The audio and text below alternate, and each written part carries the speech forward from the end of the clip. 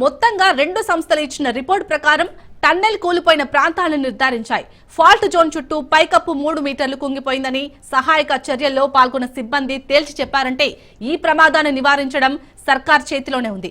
కానీ ప్రభుత్వ పెద్దలు మాత్రం ఇవేవి పట్టించుకోలేదు. ఇష్టారాజ్యంగా వ్యవహరించేసింది. 8 మంది ప్రాణాలను బలి తీసుకుంది.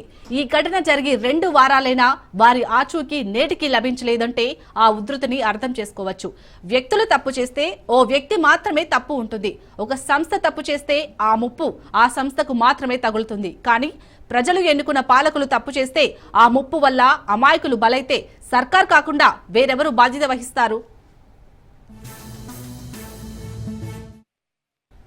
ప్రభుత్వం చేసిన హత్యలుగా వీటిని ఎందుకు భావించరాదు?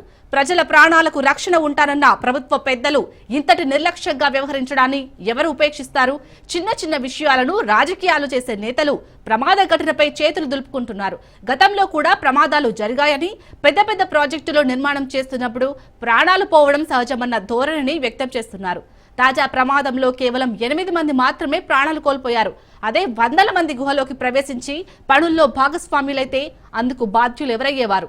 ఒక ప్రాణమైనా 8 మంది ప్రాణాలైనా ఇంకెందరివైనా బాధ్యత ముమ్మాటికి ప్రభుత్వానిదే. ప్రాజెక్టుల నిర్మాణ పనులు అలా జరిగాయి. కాళేశ్వరం ప్రాజెక్టులో భాగంగా మేడిగడ్డ నిర్మాణ లోపాలంటూ గొంతు చించుకుంటున్న పాలకులు తాజా ప్రమాదంపై ప్రజలు సమాధానం చెప్పాల్సిందే. తెలియకుండా ఏదైనా జరిగితే అందుకు ఎవరు కూడా బాధ్యత వహించరు. తెలిసి తప్పు జరిగితే అందుకు మూల్యం తప్పకుండా పాలకులు చెల్లించాలి.